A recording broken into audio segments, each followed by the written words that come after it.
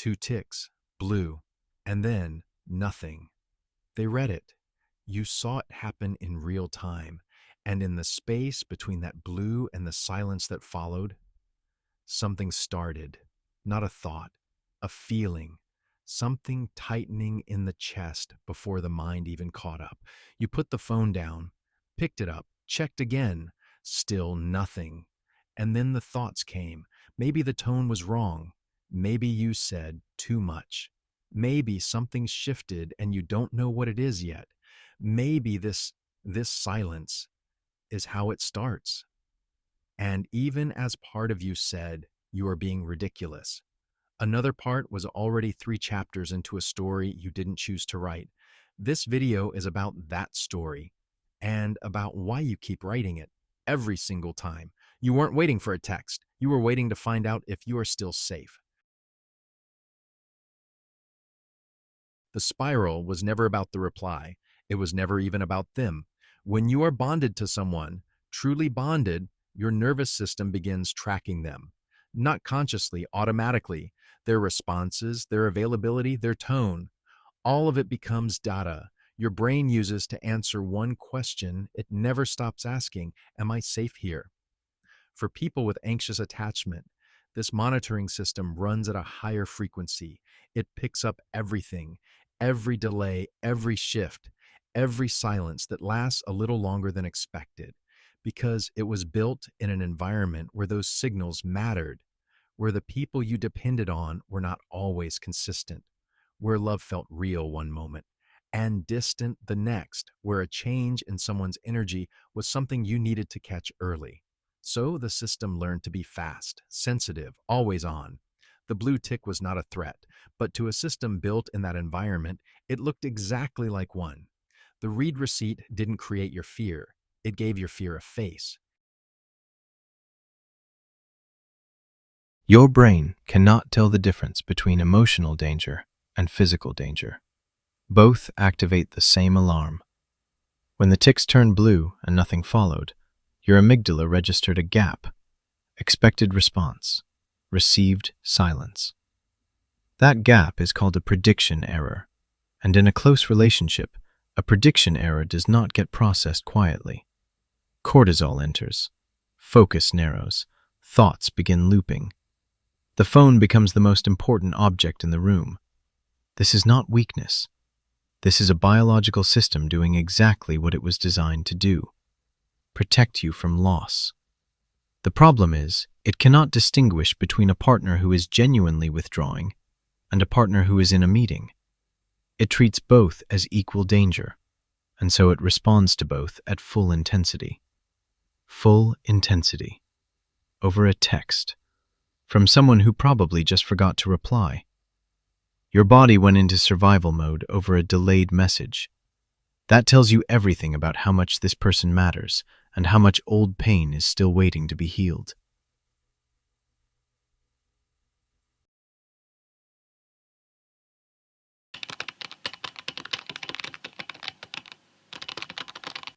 The reason a read receipt can undo you has nothing to do with this message.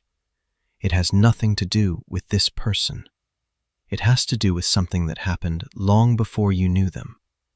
Long before you had a word for what you were feeling. There was a time, early, maybe barely a memory now, when waiting for someone to come back was not a small thing. When silence from someone you needed felt like standing at the edge of something, with no idea if the ground would hold. When love felt like it could disappear, without warning, without reason, without return. And your nervous system, faithful, relentless, loyal to its own survival, stored that. Not as a memory, as a reflex. So now, every time the person you love goes quiet, that reflex fires. Before the thought, before the logic, before you have any say in it. And suddenly, you are not an adult waiting for a reply.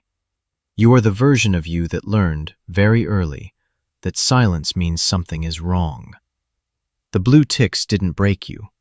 They found a break that was already there. One that has nothing to do with them, and everything to do with what love felt like before you knew what love was supposed to feel like. The spiral is not evidence that something is wrong with you. It is evidence that something in you is still waiting to be heard.